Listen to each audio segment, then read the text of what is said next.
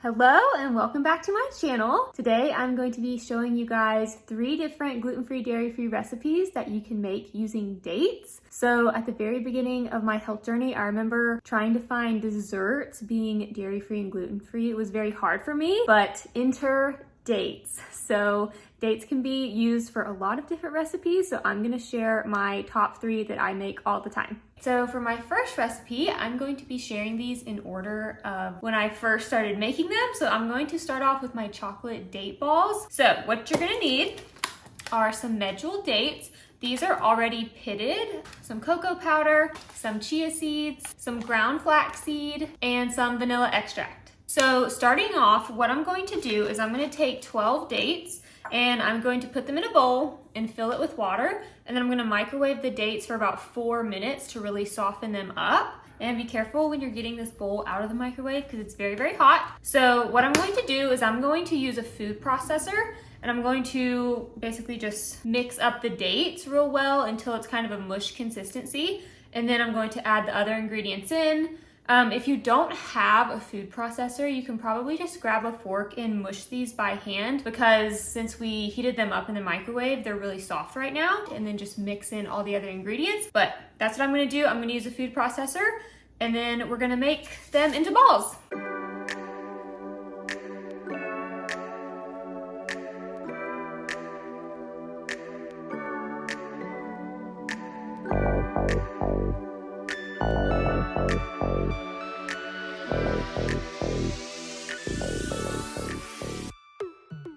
All right, and there you have it. So this made about 10 date balls. So that's kind of a rough estimate. You can obviously roll them into smaller or larger ones if you'd like. But a few nice things about this recipe is that it's very forgiving.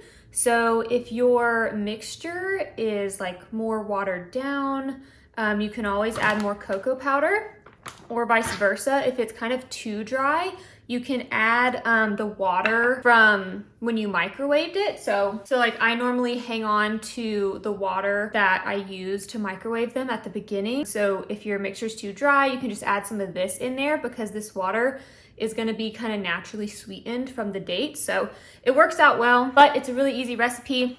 So that's number 1, and I normally just store these in the refrigerator and I keep them all week. Oh, also for the date balls, you put in the 12 dates, 2 tablespoons of flaxseed, a tablespoon of chia seeds, and then a teaspoon of vanilla extract. So that's everything that went into those as well as the 12 dates. So up next is going to be our coconut stuffed chocolate dipped dates. So you're going to need, again, a packet of medjool dates. The past few times that I have made these, I have used just the whole container, which is about 25 dates.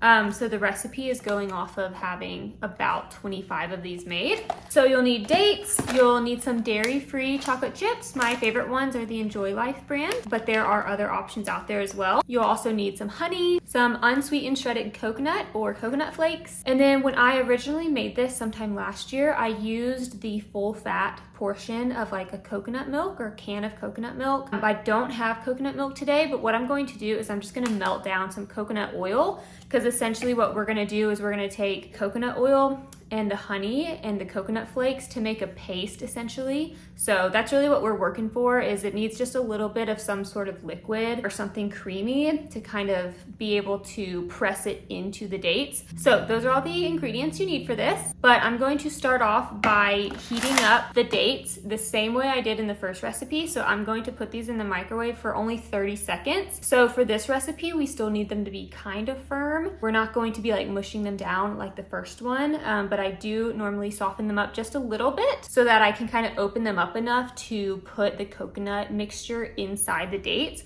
So I'm going to heat these up for 30 seconds in the microwave. I am going to put them in a little bit of water like I did in the first recipe. So I'm going to do that first, and then I'm going to make the coconut mixture in a food processor again. So again, the food processor part isn't crucial. You can easily hand mix the coconut flakes or shredded coconut, some honey, and some sort of like cream or oil. You can probably just mix those by hand if needed. But for me, I am going to kind of shred the coconut flakes up a little bit more by themselves in the food processor. And then I'm gonna add in the honey and the oil to then kind of mix it up into a paste. So I'll show you that in a minute.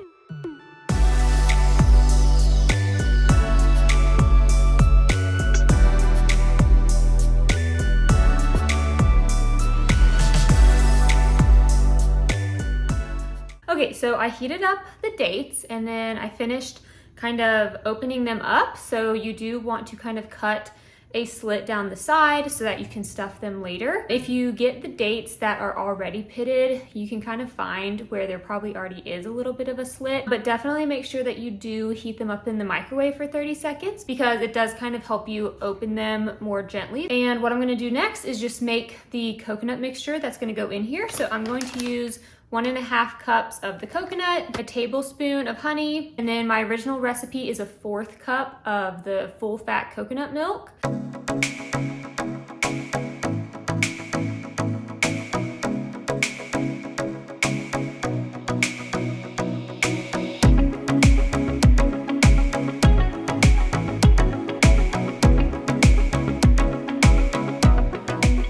Okay, I just got finished stuffing the dates. So what I'm gonna do now is I'm gonna stick these in the freezer for just about like 10 minutes and let them kind of firm up before I dip them in chocolate. And kind of what I did when I was stuffing these, I almost pushed the date completely flat when I was trying to get the mixture on it. And then I just kind of gently kind of rounded the date back upward and kind of just pressed the coconut back in.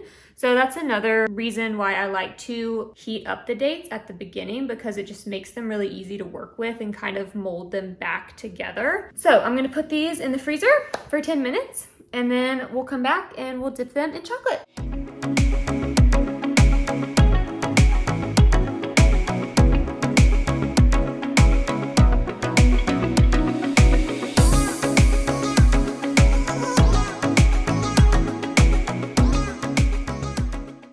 Okay, there you have it. So all of them are dipped and then I'm gonna put them back in the freezer for like 15 to 20 minutes. And then I also normally keep these in the refrigerator during the week as well.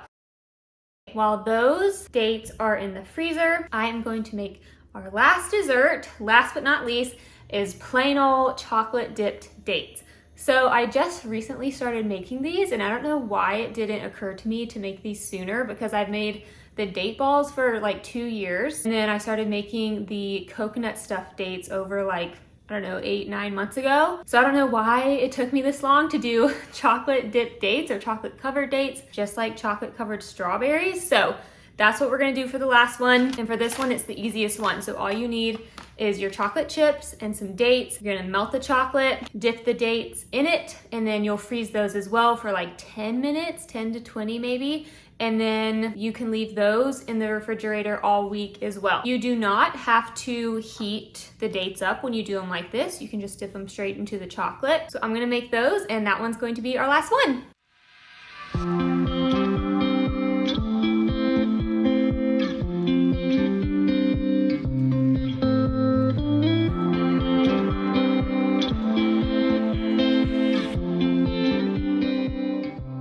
All right, so that is literally all I do for the chocolate dipped dates. So the few times that I've made these, I really have just done like 5 or 6 at a time. So I only had 4 dates left after making the other recipes. And then I had like maybe a 1/2 cup of chocolate chips left. So I just warmed up the rest of the chocolate chips and then I used the rest of the dates that I had.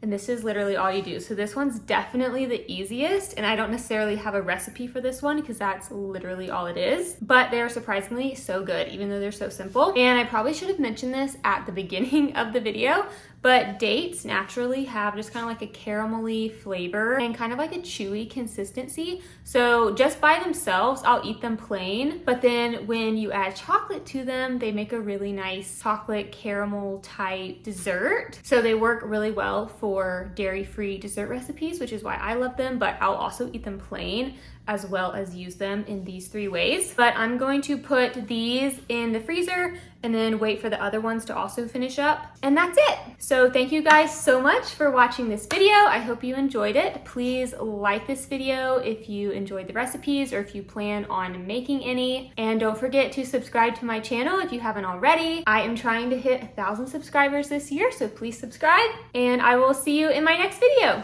Bye.